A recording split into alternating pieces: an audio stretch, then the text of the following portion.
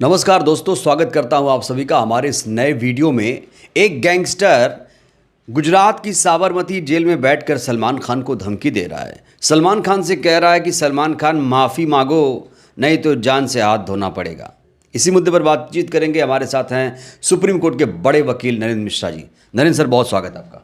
Thank you. इस मामले को जब आप देखते हैं कि जेल में बैठकर जो गैंगस्टर लोग हैं, गुंडे बदमाश हैं, वो धमकी देते हैं, हत्या की जिम्मेदारी लेते हैं, ये किस तरह की कानून व्यवस्था है देश में? देखिए, कोई भी व्यक्ति अपराधी और वो भी पूरे media, social media, national medias में वो आ रहा है तो कहाँ से आ रहा है, प्रश्न यह है। दूसरा, गैंगस्टर हो या कोई भी हो, अपराधी अपराधी है और किसी भी जाति का हो सकता है वो। तीसरा, इसके साथ में कैसे जो गवर्नमेंट है, जो नेशनल गवर्नमेंट है यानी सेंट्रल गवर्नमेंट और स्टेट गवर्नमेंट जिस भी जेल में है, वहाँ पर किस तरह की व्यवस्थाएं हैं कि वो सारे पूरे मीडिया में वायरल हो रहा है, सबको थ्रेट कर रहा है, स्कोल्ड कर रहा है, धमकियाँ दे रहा है, ये कहाँ से संभव है? मेरे नज़र में तो एक गैंगस्टर, एक अपराधी के अलावा और कुछ नहीं हो सकता।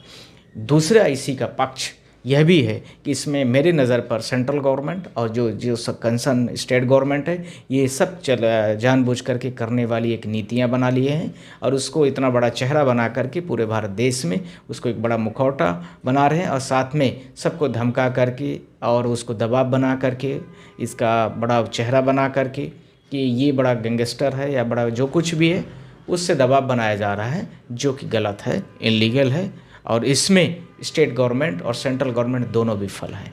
सलमान खान के केस को देखें सर, सलमान खान का जो मामला था कोर्ट में था, कई साल मुकदमे चले। अब एक समाज आकर कहता है कि भाई माफ़ी मांग लो, तो कोर्ट है और समाज है और माफ़ी है, इसको तीनों को कैसे आप देख रहे हैं? देखिए, कोई व्यक्ति माफ़ी मांगने की बात कह रहा है तो जब वो संबंधित व्यक्ति कंटेस्ट कर रहा है, आपके साथ में विपक्ष में है, तो आप अपने मुद्दों को कोर्ट में रख रहे हैं, वो भी कोर्ट में रख रहा है। कोर्ट क्या डिसाइड करती है उस दौरान पर वो करेगा डिसाइड जो करना है। पर इतना बड़ा ये सब ये है वो है, वैसे तो उत्तर प्रदेश गवर्नमेंट या सेंट्रल गवर्नमेंट बड़ी वाहवाहियाँ लूटता है कि मैंने उसका इनकाउंटर कर दिया, मैंने वो कर दिया, ये कर दिया। अब इनको इतना बड़ा फेम बनाने की क्या ज़रूरत है?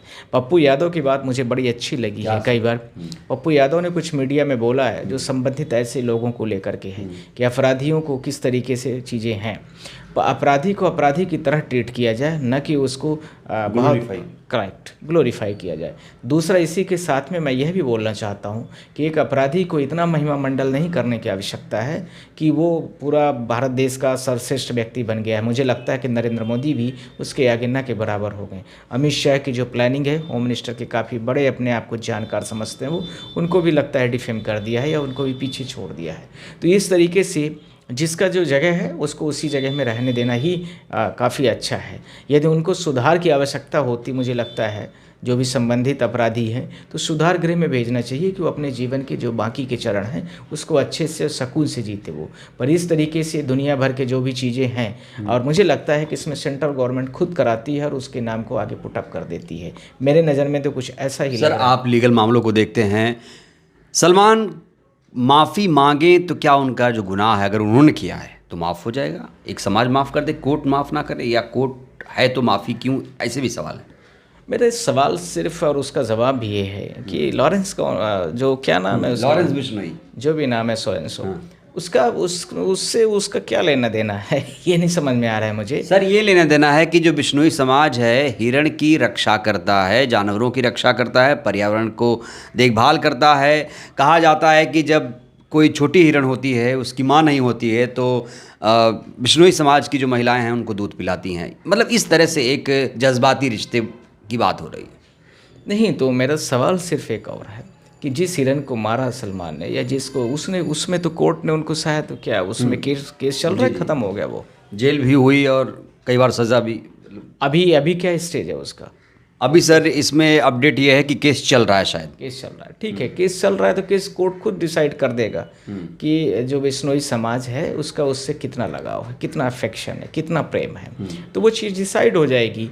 अब उसमें जो भी है, क्या जिस हिरन को मारा गया या जो हिरन मरी, तो उसमें क्या वही वाली थी जिसको उन लोगों ने, मतलब जिनसे उनका अफेक्शंस था, हाँ वही मतलब हुआ, अफेक्शन था।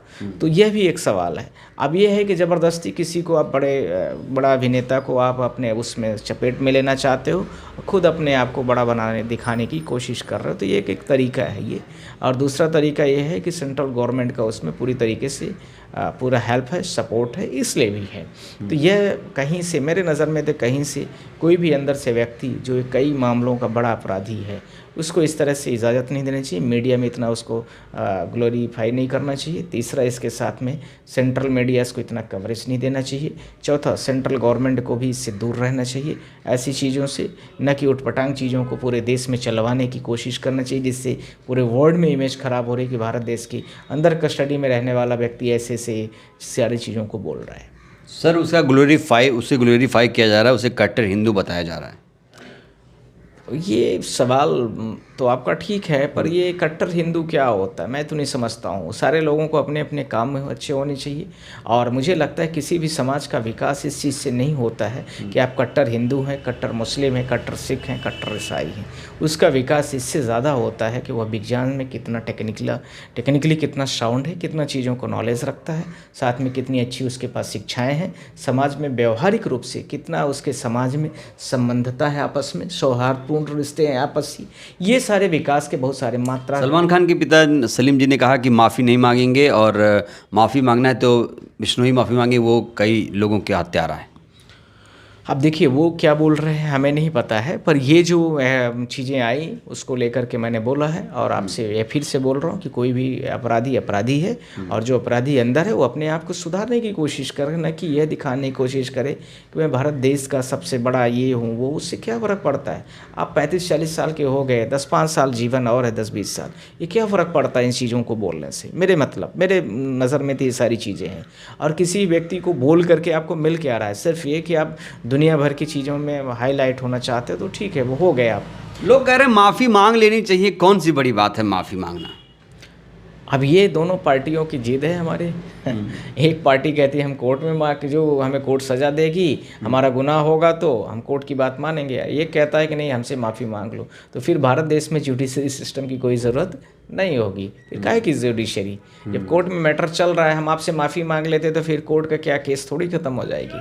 हम आपने यदि बोला कि आप मुझे कंपनसेट कर दो, तो हम कंपनसेट कर दिए, तो क्या हमारे कोर्ट का मैटर थोड़ी ख़त्म हो जाएगा? कोर्ट तो अपने हिसाब से चलेगी, कोर्ट अपने हिसाब से डायरेक्शंस भी देगी, कोर्ट अपने हिसाब से सारी चीज़ों को रेगुलराइज भी करेगी, और यदि कन्विक्शन हुआ तो आपको सज़ा में भी डालेगी। पर किसी कम्युनिटी के पास ये पावर थोड़ी है कि वो सज़ा में डाले। कानून उसके हाथ में लेने का पावर नहीं है। कानून को हाथ में लेने का पावर जो है सिर्फ और सिर्फ कोर्टों को है। सलमान को अगर कोई अनहोनी हुई तो उसका जिम्मेदार कौन माना जाएगा? ये तो कोई भी हो सकता है। अब ये तो फिर जांच का विषय होगा, पर अभी जो तात्कालिक घटनाएं चल रही हैं पूरे देश में, मीडिया जैसे चला रही है, वो सवाल यह भी है कि वो क्या मीडिया में आके कह भी रहे हैं या नहीं कह रहे हैं। मीडिया अपने आप मनमाना तरीके से गवर्नमेंट के उसके इन्फ्लुएंस में आकर के कह रही है, या उन लोगों ने कहा है, ये भी एक बड़ा जांच का विषय है। ऐसे तो कोई भी व्यक्ति किसी का नाम आरोपित करके बोल सकता है, पर ऐसा तो मुझे नहीं लगता कि ऐसा कुछ है। ऐसा लोग इसलिए भी कह रहे हैं क्योंकि एक इंटरव्यू वायरल हुआ था, जेल से इंटरव्यू, शायद आपने भी देखा होगा, जेल से कोई गैंगस्टर अपराधी इंटरव्यू दे रहा है मोबाइल फ़ोन से, वीडियो कॉल से। ये तो आश्चर्यजनक घटना है। मोबाइल तो सामान्य जो अपराधी होते हैं उनको मोबाइल तो छोड़िए, आप वो अपने परिवार के लोगों से बात भी नहीं कर पाते हैं, तो उनको मोबाइल कहाँ से पहुंच गया है? वही मैंने आपसे बोला है कि यह कहीं ना कहीं प्री प्लान है, और प्री प्लान के तरीके से गवर्नमेंट इसको दिखाना चाहती है पूरे देश को, जो कि गलत है। क्या गवर्नमेंट इसे एक टूल किट की तरह इस्तेमाल कर रही है, इसे आगे रख के कुछ अपना हित साध रही है? ऐसा बिल्कुल ही है, ऐसा जो आप कह रहे हैं ऐसा ही है, और उसमें और भी बहुत सारे कारण हो सकते हैं, पर ये क्या क्या कारण है, पर उनमें से एक प्रमुखतया कारण जो आप बोल रहे हैं, इस main point on this case. एक बड़े स्टार की जान का सवाल है, इस पर डिबेट हो रही है।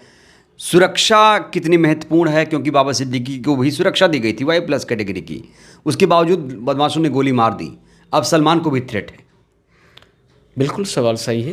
इससे जो स्टेट होता है, आप कभी भी कॉन्स्टिट्यूशंस को पढ़ेंगे तो उसमें स्पष्ट लिखा हुआ है कि जो व्यक्ति, कोई भी व्यक्ति हो, स्टेट की ड्यूटी से लॉ एंड ऑर्डर को मेंटेन करना। यहाँ पर सारी चीज़ें फेल हो रही है, इसका मतलब लॉ एंड ऑर्डर्स नाम की कोई चीज़ नहीं है। आप उत्तर प्रदेश में बहराइच की घटना देखिए, आप उत्तर प्रदेश में विभिन्न और घटनाएं देखिए, मध्य प्रदेश की विभिन्न घटनाएं देखिए, महाराष्ट्र की विभिन्न घटनाएं देखिए।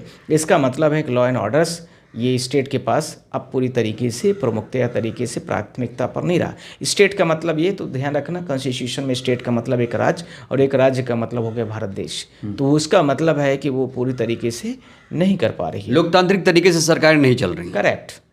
लॉ एंड ऑर्डर्स उसके जो उसकी जिम्मेदारी आर्टिकल्स 51A आप देख लीजिए, उसमें स्टेट की पूरी जिम्मेदारी दी गई है, पर उसमें सारी चीज़ें विफल है। मेरे नज़र में तो कहीं से नहीं लग रहा है कि ये सही तरीके से सुचारू हो रही हैं।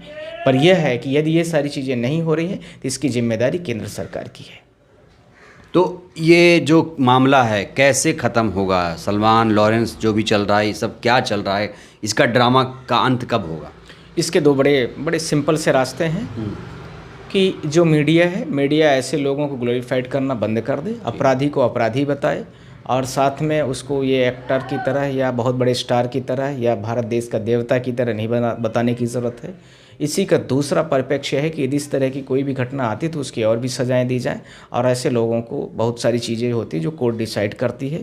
तीसरा, ऐसे व्यक्ति को यदि सुधरने के चांस है तो उनको सुधरने का भी मौका कोर्ट को देना चाहिए। मेरे नज़र में तीनों चीज़ें हैं। शुक्रिया। तो सर की राय आपने सुनी। इन्होंने साफ तौर से कहा है कि माफ़ी वाफ़ी की ज़रूरत नहीं होती, हमारे पास अदालत है, कोर्ट है, मामला कोर्ट में चल रहा है, तो माफ़ी वाफ़ी कोई मतलब नहीं है।